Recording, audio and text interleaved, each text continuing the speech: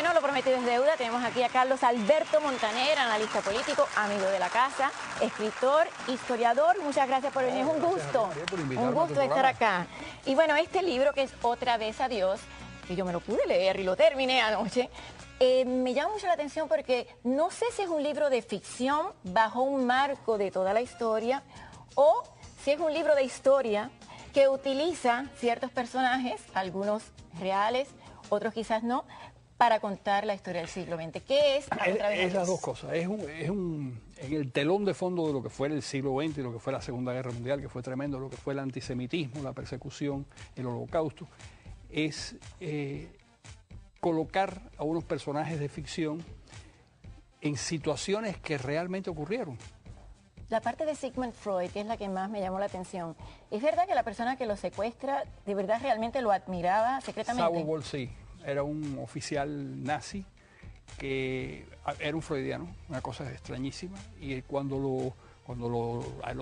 realmente lo detienen, él tienen que sacarlo de la prisión donde está.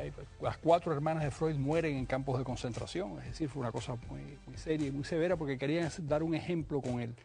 Pero ese hombre que se ocupa del caso de Freud, él era un freudiano que había leído toda la obra de Freud y sentía una gran admiración porque había tenido un profesor que había sido amigo de Freud.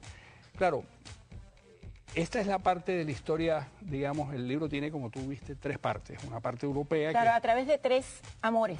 De 3 amores. De 3 amores, es decir, el personaje que es un joven pintor. Freud, efectivamente, cada 10 años se hacía un retrato. Tenía 80 años, ya estaba preveía lo peor para Austria, había tenido un incidente a la salida de un teatro, le habían gritado judío de mierda, qué sé yo, y lo habían insultado. Poco después entraron los nazis en Austria y le estaban haciendo el último retrato cuando este joven pintor judío tiene que escapar. Exactamente. Entonces, de ahí viene la ficción, escapa en el barco San Luis, va a Cuba.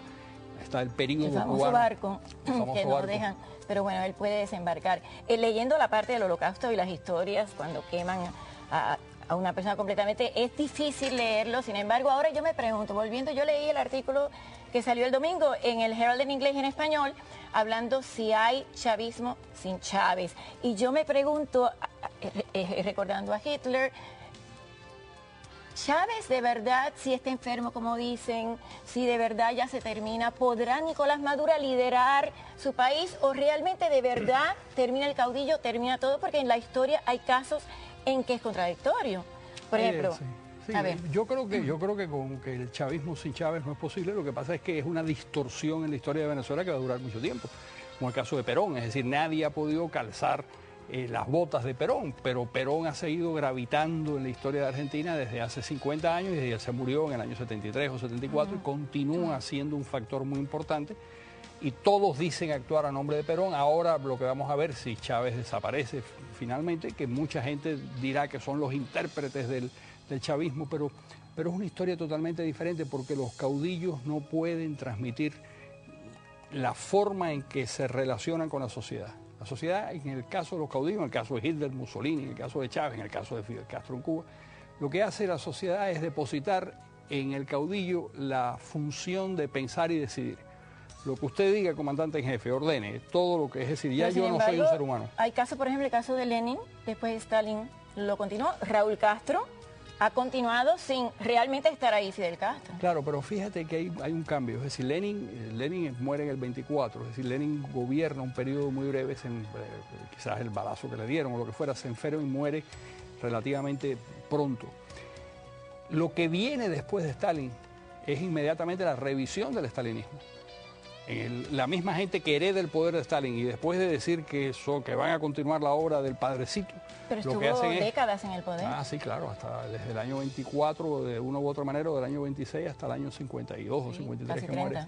Sí, estuvo muchos años en el poder, pero cuando muere, quienes vienen detrás lo que hacen es tratar de enterrar el 20º Congreso del Partido Comunista, que lo que tratan es de enterrar la memoria de Stalin. ¿Qué es lo que le va a pasar?